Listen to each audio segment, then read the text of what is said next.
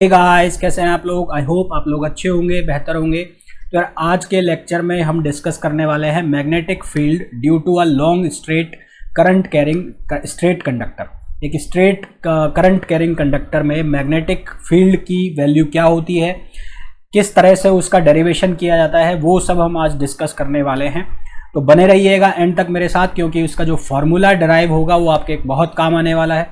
अगर boards exam की आप प्रिपरेशन कर रहे हैं तो वहाँ पर तो ये डेरिवेशन पूछ लिए जाते हैं, जबकि नीट और अगर जेई मेंस की हम बात करें तो वहाँ पर इसके एप्लीकेशंस यानी कि फॉर्मूला की एप्लीकेशन के ऊपर क्वेश्चंस पुट अप होते हैं। तो बने रहिए एंड तक मेरे साथ। और अभी तक आपने अगर वीडियो को शेयर नहीं किया है तो वीडियो को शेयर कर दीजिए। चैनल को अब तक सब्सक्राइब नहीं किया है तो चैनल को सब्सक्राइब कर दीजिए। रेगुलर नोटिफिकेशंस के लिए बेल आइकन को दबाना ना भूलिए। तो चलिए स्टार्ट करते हैं आज का लेक्चर, जो है हमारा magnetic field due to a long straight current carrying conductor. तो हमने क्या लिया हुआ है भाई, एक स्ट्रेट कंडक्टर लिया हुआ है। ये हमारे पास ये जो देख रहे हैं आप, ये एक स्ट्रेट कंडक्टर है। ये जो ब्लैक लाइन से दिख रहा है ये एक स्ट्रेट कंडक्टर है, ठीक है। हमें इस स्ट्रेट कंडक्टर की जो लिए मैग्नेटिक फील्ड निकालना है और इसमें से करंट का फ्लो हो रहा है। मान लेते हैं करंट का जो फ्लो है वो अपवर्ड डायरेक्शन में है और इस तरह से है, और हमें इससे ए डिस्टेंस के ऊपर किसी पॉइंट पी के ऊपर मैग्नेटिक फील्ड की वैल्यू फाइंड आउट करनी है, ठीक है। तो इसके लिए हमने क्या किया, हमने ये जो वायर है इस पर हमने एक एलिमेंट ले लिया जिसकी लेंथ ले ली हमने dl। तो हम यहाँ लिख लेते हैं let an element of length dl। हमने एक dl एलिमेंट लेंथ का एलिमेंट ले लिया और उसमें भी करंट कितनी फ्लो हो रही है, I फ्लो हो रही है, ठीक है। And current flowing through it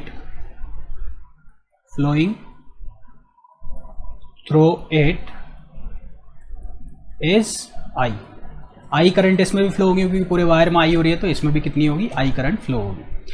अब हमने क्या किया, ये जो A पॉइंट्स, ये जो पॉइंट्स हैं इनको हमने नाम दे दिया, इसको P, और ये पॉइंट है इसको हमने नाम दे दिया Q, जहाँ से ये A डिस्टेंस है, और Q से और DL जिस डिस्टेंस पर है उसको हमने नाम दे दिया O, और Q से O के बीच की जो डिस्टेंस है उसको हमने कहा L। क्या लिख दिया, L लिख दिया। यहाँ से ये जो लेंथ है, यहाँ से जो DL लेंथ से जो मैग्नेटिक फील्ड निकालेंगे तो इसको हमने नाम दे दिया R। कितना नाम दे दिया, R, ठीक है। और DL और R के बीच में जो एंगल है वो कितना है, थीटा। ये एंगल जो है कितना है, theta. Angle between DL and R is theta. तो अब इसका क्या मतलब है, इसको हमने क्यों लिया है, क्योंकि अब हम लगाने वाले हैं क्या, बायो-सावर्ट लॉ। तो अकॉर्डिंग टू बायो-सावर्ट लॉ, तो बायो-सावर्ट लॉ क्या कहता है कि भाई उसके अकॉर्डिंग जो फॉर्मूला है, ये एलिमेंट के लिए निकाल रहे हैं इसलिए एलिमेंट के लिए लिख रहा हूं मैं, dB equals to mu not I। Formula क्या होता है, फॉर्मूला ये होता है mu not I L sine theta upon 4 pi R square. जहाँ I क्या होती है, करंट जो फ्लो कर रही है, L क्या होती है, लेंथ, साइन थीटा क्या होता है, डिस्टेंस होती है करंट लेंथ एलिमेंट, और जिस पॉइंट के ऊपर हम मैग्नेटिक फील्ड निकाल रहे हैं वहाँ जो डिस्टेंस है उनके बीच में एंगल, और R क्या होता है, वो डिस्टेंस होती है जहाँ पर मैग्नेटिक फील्ड निकाला जा रहा है। तो इस डायग्राम के अकॉर्डिंग हम फॉर्मूला लिखे तो म्यू नॉट I, लेंथ कितनी हो गई हमारे पास DL, और DL और R के बीच में एंगल कितना है, थीटा है, तो इसको लिख दिया हमने साइन थीटा, और अपॉन 4 पाई R स्क्वायर। ये लग गया हमारा फॉर्मूला, ठीक है। अब देखो, अब मेरे को दिख रहा है एक ट्रायंगल, आप लोगों को भी दिखा होगा, मेरे को दिख रहा है, आपको भी दिख गया होगा। एक ट्रायंगल दिखा, ये ट्रायंगल मैं यहाँ बना लेता हूँ, कहीं पे यहाँ बना लेता हूँ। ये ट्रायंगल दिखा मेरे को, ये ट्रायंगल दिखा, ठीक है। ये ट्रायंगल में ये एंगल है थीटा, ये ऑब्वियस सी बात है कितना हो गया, 90 डिग्री, और ये कितना हो गया, फाई हो गया। ये जो डिस्टेंस है ये है R, ये है L और ये है A। अब देखो मैं इसमें क्या क्या कैलकुलेट कर सकता हूँ। अब आपको इसके लिए आनी चाहिए ट्रिग्नोमेट्री। तो ट्रिग्नोमेट्री कहती है कि अगर मेरे को tan फाई निकालना है, कितना क्या निकालना है, tan फाई। तो ट्रिग्नोमेट्री के अकॉर्डिंग यदि मेरे को tan फाई निकालना है तो tan फाई की वैल्यू को हम क्या लिख सकते हैं, देखो ये फाई हो गया, ये सामने वाला क्या हो गया, परपेंडिकुलर, और ये क्या हो गया, बेस। तो इसको हम लिख सकते हैं L अपॉन A। तो यहाँ से लिख सकते हैं L equals to A tan phi. समझ में आ गया ना भाई। ये राइट एंगल हो गया, तो ये हो गया इसका एंगल, ये हो गया परपेंडिकुलर, ये वाली साइड जो हो गई ये क्या हो गई परपेंडिकुलर, और ये क्या हो गया बेस हो गया। तो tan का फॉर्मूला क्या होता है परपेंडिकुलर अपॉन बेस, है ना, हिंदी वालों के लिए लंब बटा आधार। L बराबर कितना हो गया a tan फाई। ठीक है, इसी तरह से cos फाई को हम क्या लिख सकते हैं बेस अपॉन हाइपोटेन्यूज, तो बेस कितना हो गया a, हाइपोटेन्यूज का मतलब कर्ण, और ये कितना हो गया r। तो यहाँ से हम क्या लिख सकते हैं, यहाँ से हम r की वैल्यू को लिख सकते हैं a अपॉन कॉस फाई, और या फिर r बराबर लिख सकते हैं हम a sec फाई। ठीक है भाई, कर सकते हैं ना ऐसा। अच्छा, अब एक चीज़ और मेरे को बता दो कि एक ट्राइंगल बन रहा है, तो ट्राइंगल में जो तीनों एंगल है उनका समेशन जो है वो कितना होने वाला है 180 डिग्री होने वाला है। ठीक है, ये हमें पता है। तो ट्राइंगल कौन सा है हमारा, ये ट्राइंगल का नाम क्या है O, और ये Q और ये P। तो इन ट्राइंगल OQP क्या आएगा theta plus phi plus 90 degree equals to 180 degree. ठीक है, और फाई जो है फाई या थीटा जो है थीटा जो है उसको हम क्या लिख सकते हैं 180 डिग्री माइनस 90 डिग्री माइनस कितना होगा, हमें वैल्यू चाहिए थीटा की, तो फाई हो जाएगा। तो ये कितना बचेगा, ये बचेगा 90 डिग्री माइनस फाई, ये किसकी वैल्यू हो गई थीटा की। यानी कि यहाँ पर जो साइन थीटा है इसको मैं रिप्लेस करके लिख सकता हूँ साइन 90 माइनस फाई।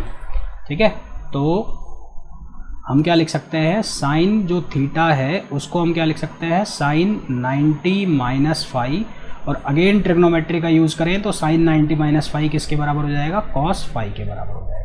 यानी कि जो मेरा फॉर्मूला है उसमें मैं चेंज करके क्या लिख सकता हूँ साइन थीटा की जगह मैं क्या लिख सकता हूँ कॉस फाई लिख सकता हूँ। तो हैंस डी बी की जो वैल्यू है वो कितनी हो जाएगी mu not I D L cos phi upon 4 pi R square. ठीक है, और इसके पहले मैंने देखा कि आर की जो वैल्यू कितनी थी ए सेक फाई के बराबर थी, तो आर की वैल्यू को लिख देंगे मैं ए सेक फाई, और जो एल था एल देखो कितना है यहाँ से ए टेन फाई आया है ना, तो हमें यहाँ पर चाहिए डी एल, और ये कितना है एल आया है हमारे पास ए टेन फाई। तो हम क्या करेंगे इसका कर देंगे डिफरेंशिएशन, क्योंकि हमें क्या चाहिए डी एल। तो इसका डिफरेंशिएशन करोगे देखो क्या बनेगा, ये डी एल है, ए कांस्टेंट है कांस्टेंट रहेगा, टेन फाई का अगर आप डिफरेंशिएशन करोगे तो क्या मिलेगा आपको सेक स्क्वायर फाई, और यहाँ पर डी फाई क्यों मिला क्योंकि हम ये कर रहे हैं पार्शियल डिफरेंशिएशन। तो ये वैल्यूज़ हम यहाँ सब्सटीट्यूट करेंगे तो हमारा जो फॉर्मूला है वो क्या बनेगा, वो बन जाएगा D B equals to mu not I, D L की जगह आप ये वैल्यू रख दो, कितना हो गया ए सेक स्क्वायर फाई और इंटू डी फाई भी करो इसके साथ, इंटू डी फाई करो भाई, हाँ डी फाई। ठीक, और ये कॉस फाई है ही पहले से, और यहाँ पर क्या चेंजेस है, यहाँ पर तो कुछ ऐसा खास है नहीं। आर की जगह कितना लिखना है हमें, आर की जगह वैल्यू आई थी हमारे पास ए सेक फाई, तो ए सेक फाई रख दो, तो आर स्क्वायर है वो, तो ये कितना हो जाएगा ए सेक फाई का स्क्वायर। इसको आप सिंप्लीफाई करोगे तो क्या बनेगा म्यू नॉट आई और A sec square phi D phi cos phi over ये कितनी वैल्यू हो जाएगी 4 pi A square sec square phi. अब देखो यहाँ क्या चेंज आएगा, यहाँ से सेक स्क्वायर फाई से सेक स्क्वायर फाई मरेगा, ये मर गया। ठीक है, एक ए से एक ए कैंसिल हो गया, मर गया।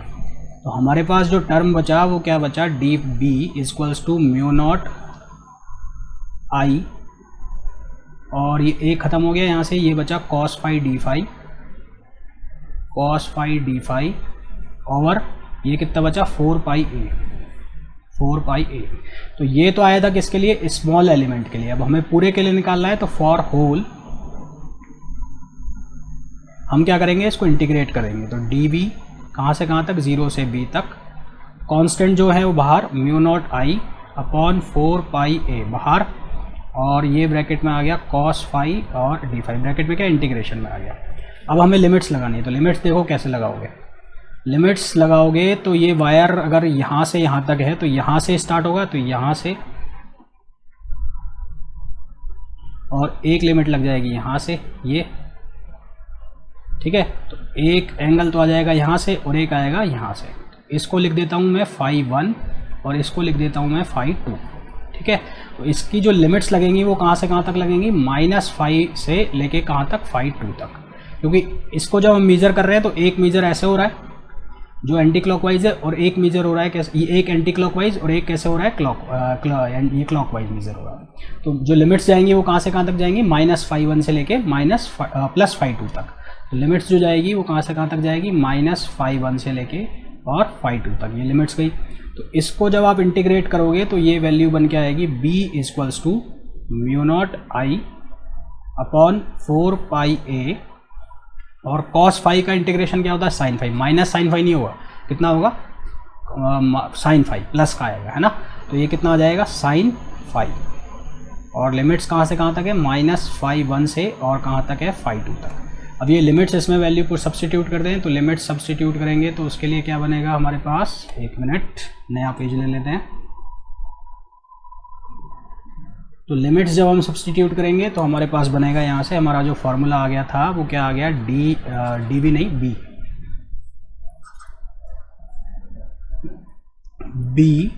= μ0I अपॉन 4πa, ये फॉर्मूला आ गया था हमारा। और यहाँ हमें लिमिट्स लगानी है, साइन फाई -फाई 1 से और फाई 2 तक। अब ये लिमिट्स हम इसमें रख देंगे, तो μ0I ओवर 4πa, और ये कितना बन जाएगा, ये बन जाएगा हमारे पास sine phi 2 minus sine -phi 1। अब जब साइन फाई जो हमारा ट्रिग्नोमेट्री है उसके अकॉर्डिंग साइन -फाई किसके बराबर होगा, -साइन फाई के बराबर होगा। तो ये फार्मूला यहाँ पर सब्सटीट्यूट करोगे तो वैल्यू पुट करोगे तो कितना बन जाएगा, μ0I ओवर 4πa, और ये हो गया sine phi 2 plus sine phi 1। अच्छा, अब एक चीज़ नोट करने वाली ये है, जो ये एंगल लिए जा रहे हैं, जो मैंने एंगल लिए हैं फाई 2 और फाई 1, ये एंगल है कौन से वाले, ये वाले एंगल, यहाँ से जो P पॉइंट से के पास से जो एंगल बन रहे हैं ये वाले एंगल है। कई बार स्टूडेंट कंफ्यूज हो जाते हैं, उनको जो एंगल थीटा वाला एंगल में कन्फ्यूज़न हो जाता है। तो अगर इस फॉर्मूला को आपको थीटा के फॉर्म में लिखना है तो कैसे लिखोगे, क्योंकि हमने देखा था अभी कि जो फाई था वो किसके बराबर था, 90 माइनस थीटा के बराबर था। तो थीटा भी तो फाई जो था 90 माइनस थीटा के बराबर था, और जो साइन फाई है, साइन फाई बना था वो किसके बराबर बना था, कॉस थीटा के बराबर बना था ना। तो इस फॉर्मूले को आप ऐसे भी लिख सकते हो कि b = μ0I over 4πa cos of theta 1 plus cos of theta 2।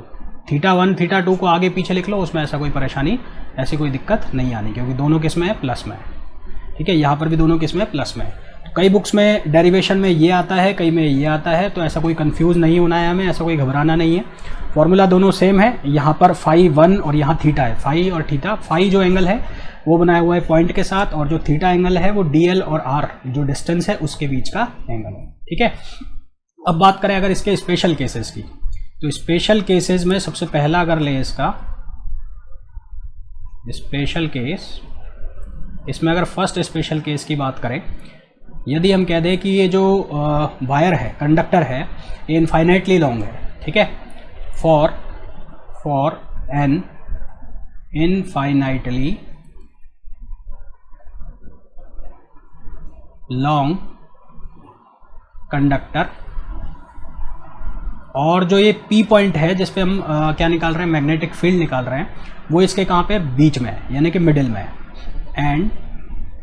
And P point is in middle, P point कहाँ पर है, मिडिल में है। तो उस केस में क्या होगा, उस केस में हमारा जो फाई 2 है और जो फाई 1 है, फाई 2 बराबर फाई 1, ये दोनों जो हैं वो कितने आ जाएंगे, वो कितने आ जाएंगे, π/2 आ जाएंगे। फाई 2 और फाई 1 दोनों की वैल्यू हम कितनी ले लेंगे, π/2, और इन दोनों की वैल्यू π/2 लेंगे तो इस फॉर्मूला में अगर वैल्यू सब्सटीट्यूट करें तो कितना आएगा, b = μ0I अपॉन 4πa, और ये कितना हो जाएगा, साइन ऑफ π/2 प्लस साइन π/2। अब साइन π/2 की जो वैल्यू है वो कितनी होती है, 1 होती है। तो 1 ये और 1 ये कितना हो गया, 2 हो गया। तो ये वैल्यू सॉल्व करोगे तो कितना आ जाएगा, μ0I अपॉन 2 पाई ए। तो ये एक ऑब्जेक्टिव क्वेश्चन भी बन गया डायरेक्ट, किन बच्चों के लिए जो नीट और जेईई की प्रिपरेशन कर रहे हैं। बोर्ड्स वाले जो प्रिपरेशन कर रहे हैं उनके लिए इस पर न्यूमेरिकल भी बन जाएगा कि एक आपसे पूछ लिया जाएगा ऐसे कि एक इनफाइनाइट लॉन्ग कंडक्टर के लिए फॉर्मूला ड्राइव कीजिए, तो आपको यहाँ तक तो करना ही पड़ेगा, उसके बाद आपको ये स्पेशल केस लगाना पड़ेगा। इसी तरह से इसमें दूसरा स्पेशल केस एक बन सकता है कि यदि हम बात कर लें इनफाइनाइट लॉन्ग कंडक्टर की ही, और उस पर जो ये हम बात कर रहे हैं पी पॉइंट की, ये उसके एक एंड पे आ जाए, तो दूसरा स्पेशल केस क्या बनेगा, infinite long conductor and point P is at one end. Point P किसी भी एक पॉइंट के एंड पर है ना।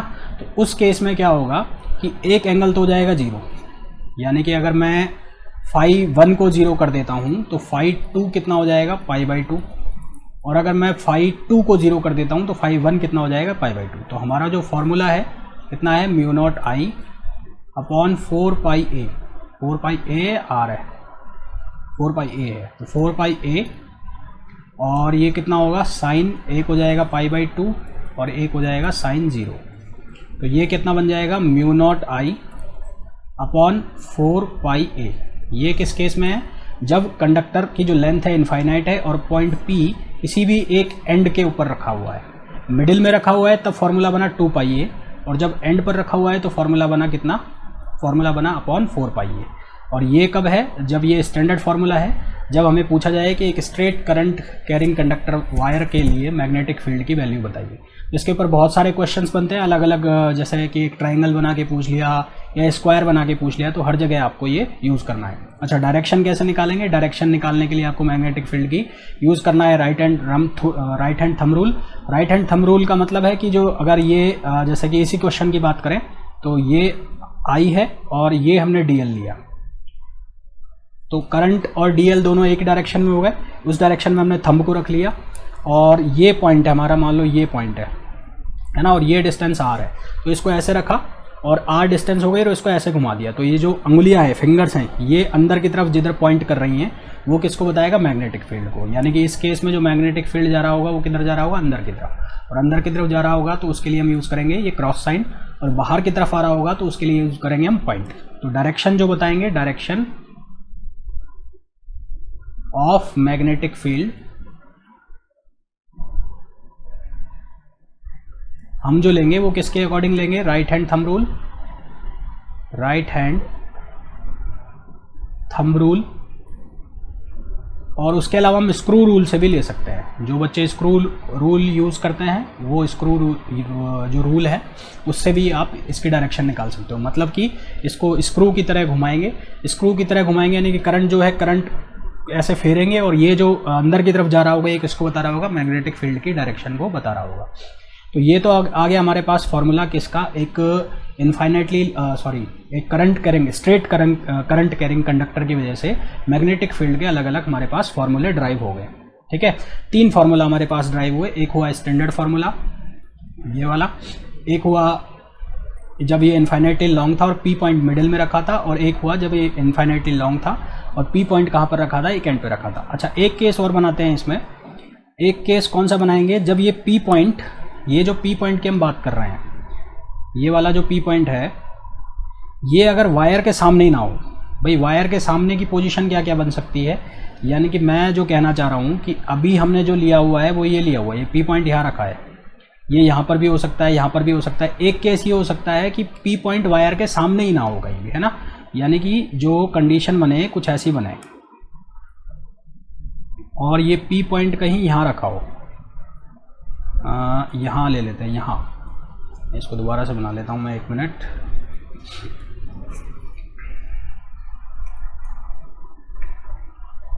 यहाँ हो पी पॉइंट कहीं और ये ऐसे रखा है। ठीक है, तो अब ये देखो वायर के सामने ही नहीं है और ये डिस्टेंस आ गई हमारी,